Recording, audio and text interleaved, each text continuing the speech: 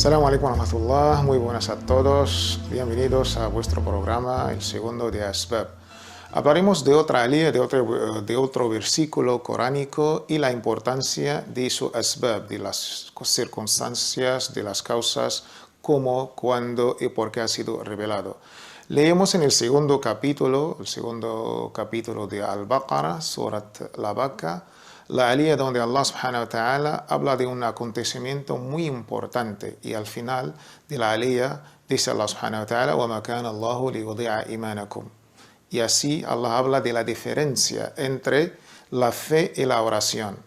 Esta alía que menciona la diferencia entre la fe y la oración no es propio de Allah haceros perder vuestra fe. Es cierto que Allah es piadoso y compasivo con los hombres. A la lectura así, de primera parte, parece que Allah subhanahu wa ta'ala habla de la fe, pero no en este contexto, no está hablando de la fe o de las creencias como todos conocemos. De ahí hay todo un contexto, pasó algo, hay toda una hermosa historia que habla y que nos da más o menos a entender la diferencia entre la aliyah y, digamos, este contexto de la fe y de la oración. Hay que tener en cuenta, a partir del 10º año después del Ba'tha, después que el profeta Muhammad ha sido designado como profeta y mensajero, pues ahí hubo un gran milagro que es el viaje nocturno de la Sagrada Mezquita que está en la Meca a la mezquita lejana que está en Jerusalén, Palestina. Y después de ahí otro viaje que es otro milagro, un viaje desde la lejana mezquita del Aqsa hasta el séptimo cielo, que es esta ascensión a los cielos, que lo llamamos al-Isra, el viaje nocturno, y al-Mi'raj, la ascensión a los cielos hasta el séptimo cielo. Y a la vuelta, Allah glorificado sea, pues obsequió a nuestro amado y querido mensajero Muhammad, la paz sea con él, con un gran regalo, que es estos 5 rezos que todos conocemos como Salawat al-Khams, las 5 oraciones. Y desde ahí los musulmanes se dirigían en sus rezos a una qibla. La qibla es la orientación donde nos dirigimos en nuestros rezos. Durante casi 2 años, unos 16 o 17 meses, los musulmanes a la hora de rezar, a la hora de hacer su salat, se dirigían como qibla en sus rezos a Jerusalén, a esta mezquita lejana, al Masjid al-Aqsa. Y después de esos 17 meses, pues vino la orden de Allah de cambiar la qibla, la orientación de la Sagrada Mezquita lejana en Jerusalén a la Sagrada Mezquita de Mecca. Esta alía habla en este contexto. Y así podemos ver la alía en completo, donde se habla la diferencia entre pues la fe y la oración. Dice Allah subhanahu wa ta'ala, de este modo hemos hecho de vosotros una comunidad moderada y justa, a fin de que fuerais testigos ante la humanidad, y fuera el mensajero vuestro testigo. No establecimos la qibla a la cual te orientabas, sino para distinguir quién seguía al mensajero y quién le daba la espalda. Esto fue algo difícil, salvo para aquellos a quienes Allah guió. No es propio, ahí viene la alía en lo que estamos hablando hoy, no es propio de Allah haceros perder vuestra fe. Se refiere a las oraciones que han realizado los musulmanes antes del cambio de la qibla. Es cierto que Allah es piadoso y compasivo con los hombres. De ahí entendemos, aquí la palabra fe es estas oraciones, que no van a perder sus oraciones que han rezado antes a otra qibla y ahora están rezando a otra. O aquellos que han rezado durante estos 17 meses, los nobles compañeros, pero después han muerto, han fallecido, sin haber realizado sus oraciones a la nueva qibla. Se preguntaban los sahaba, los nobles compañeros, y aquellos mensajeros de Dios que han rezado antes a otra qibla y han fallecido, ¿y ahora qué? Pues vino la respuesta que Allah no les va a hacer perder sus oraciones en la categoría creyendo en Allah subhanahu wa ta'ala. Por eso la palabra fe, creencia, no es lo que vamos a entender de una manera un poco textual de primera vista, sino el contexto que está detrás es muy hermoso. ¿Por qué? Porque había este diálogo interreligioso. La Sagrada Mezquita de Mecca y luego con toda la relación con otra mezquita que es la Masjid al-Aqsa, la mezquita lejana, que simboliza algo de los judíos y también de los cristianos. Jerusalén es una tierra sagrada, es una ciudad donde está pues la región judía con su gran representación, y también está la iglesia del sepulcro, pues también para los cristianos. Y los musulmanes durante mucho tiempo, durante casi 2 años, reconocían a estas religiones y lo más práctico y lo más sagrado, que es la salat, las 5 oraciones, y esto es hermoso, es lo que nos hace falta hoy en día, este reconocimiento mutuo, y gracias a él pues podemos tener un respeto. Es que, como decía el gran teólogo Hans Kung, no habrá paz en el mundo si no hay paz entre las religiones, y no habrá paz entre las religiones si no hay diálogo entre ellas. Y qué es mejor que estas imágenes, que estas, digamos, lecciones que aprendemos del Sagrado Corán, donde nos da la hermosa, la bellísima imagen de la relación que existe y que existía y debe seguir existiendo entre los musulmanes, judíos y cristianos, porque al fin y al cabo somos de la misma familia y adoramos al mismo Dios.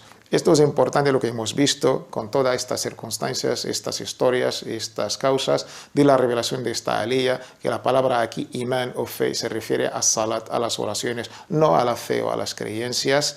Gracias, y la verdad seguimos pues hablando de estas circunstancias, de estas asbab, pero pasamos a los asbab de la sunnah, las circunstancias, y la segunda fuente más importante del Islam, que es la sunnah de nuestro amado y querido mensajero y profeta Muhammad, la paz sea con él.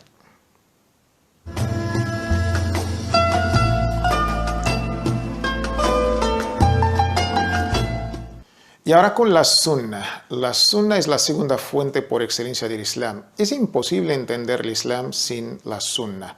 Hay unas personas que hablan de el Corán es lo único, digamos, es lo único o la única fuente o referencia, no hace falta la sunnah, pero obedecer a Allah es obedecer a su mensajero. El papel de Muhammad, la paz sea con él, durante estos 23 años era explicar el Corán. De ahí es imprescindible el papel de la sunnah a la hora de entender el Corán y a la hora de entender todo el Islam, porque nuestro amado y querido mensajero Muhammad, la paz sea con él, ha sido la praxis de lo que era más o menos teórico del Corán.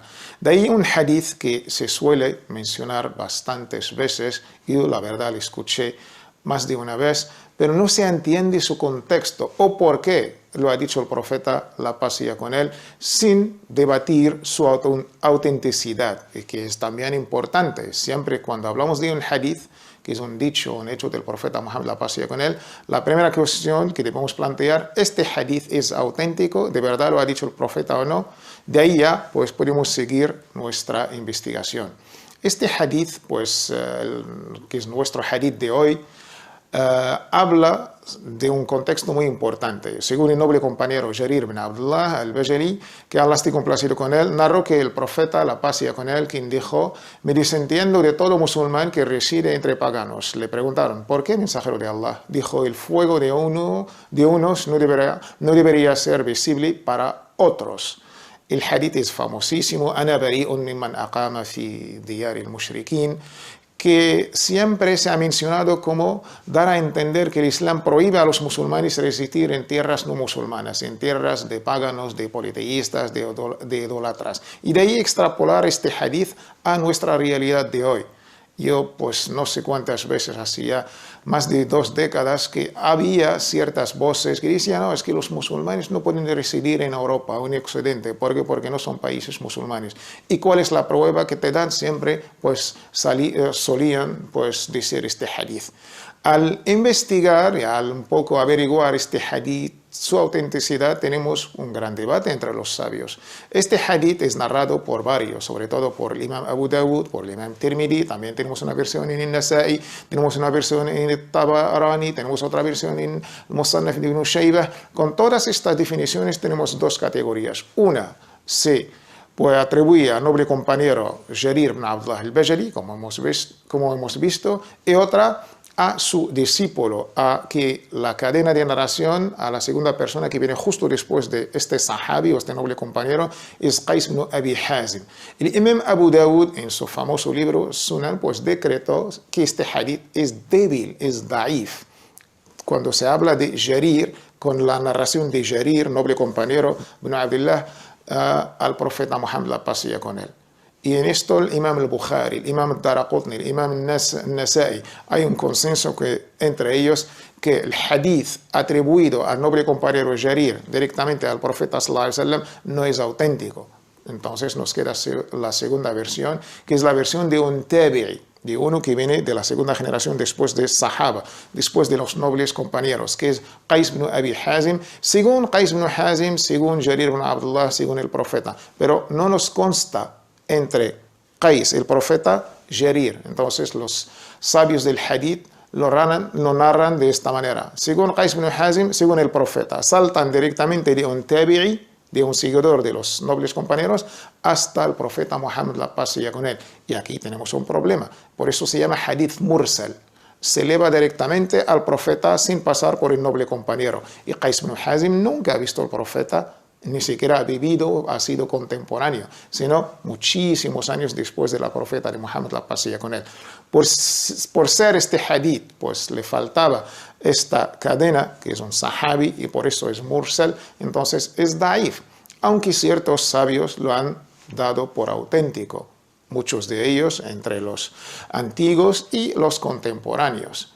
Pero si lo damos por, digamos, hadith hasan, aceptable o regular, con ciertos sabios como el imam al-Albani, que Allah lo tenga en su misericordia, ¿qué significa el hadith? ¿Y cuál es la lección que podemos aprender? Pero sobre todo, ¿cuál es la circunstancia? ¿Pasó algo? ¿Por qué ha dicho el profeta sallallahu alaihi wasallam esta frase? Yo me desentiendo, ana bari'un mimman aqama. Es una sentencia bastante fuerte. Pero si cogemos todas las versiones de todos estos sabios, del imam Abu Dawud, Tirmidhi, Nasa'i, Tabarani, Ibn Shayba o al-Bayhaqi, entre otros, encontramos que hay una circunstancia muy importante y hay que tenerla en cuenta. Si no, la comprensión del hadith y mucho menos las lecciones que podemos sacar van a ser correctas. El profeta Muhammad, la paz sea con él, siendo el jefe de Estado, aparte de ser el mensajero de Allah, la paz sea con él, pues envió una incursión de unos cuantos sahaba a la tribu de Hatham. Pues al llegar a esta tribu, la gente de Hatham, unos de Hatham, de esta tribu, se han protegido en un señal de que estaban haciendo sujud, la postración, así protegerse de no pues, ser matado por la incursión por aquellos nobles compañeros. Y pasó lo que pasó, y después hubo una delegación de la tribu de Hatham que se dirigió al Medina, a la capital, para hablar con el profeta Muhammad, la paz sea con él, contarle lo que ha pasado, que esta incursión ha matado a musulmanes. Y de ahí pues se pedían el precio de la indemnización, de la sangre. El profeta Muhammad sallallahu alaihi wasallam, contestando a todo este contexto, dijo: yo me desentiendo, yo no voy a dar el precio de sangre por culpa de estos que han abrazado el Islam, eran musulmanes, pero no han emigrado al Medina, porque era obligatorio a todo aquel que abraza el Islam, debe abandonar su tribu, su país, su pueblo, y ir para residir en el Medina Munawwara, así para esta nueva sociedad islámica. Pero ellos no han obedecido al profeta, han cometido un error, pues se han quedado viviendo en sus pueblos siendo musulmanes y no han emigrado donde está al Medina el profeta junto con la sociedad musulmana. De ahí el profeta pues dice que yo me desentiendo, no soy responsable. Entonces, a pesar de todo esto, en otra versión pues habla que le va a dar la mitad de la indemnización. Todo esto, ¿de qué hablaba el profeta en este hadith? ¿Hablaba de no residir en países paganos o hablaba de la indemnización? De ahí es muy importante entender el contexto de este hadith. Si no, cogemos este hadith sin entenderlo y llevarlo a la práctica, que todos los musulmanes no tienen que vivir en Europa, o en Occidente, o no sé dónde. Y esto yo creo que es gravísimo. Estamos cometiendo un error de no entender el contexto del hadith y de ahí de deducir el veredicto o el juicio. Por eso es muy importante tener en cuenta estos asbab de nuzul Corán, de la revelación del Corán, y también estos asbab li wurudi dhikr el hadith, las circunstancias del hadith, de por qué ha dicho el profeta Muhammad, la paz sea con él. Pues muchísimas gracias y hasta otro hadith y otra aliyah, y seguimos meditando sobre las circunstancias de la revelación y las causas del hadith de nuestro amado y querido profeta Muhammad, la paz sea con él. Pues que seáis felices.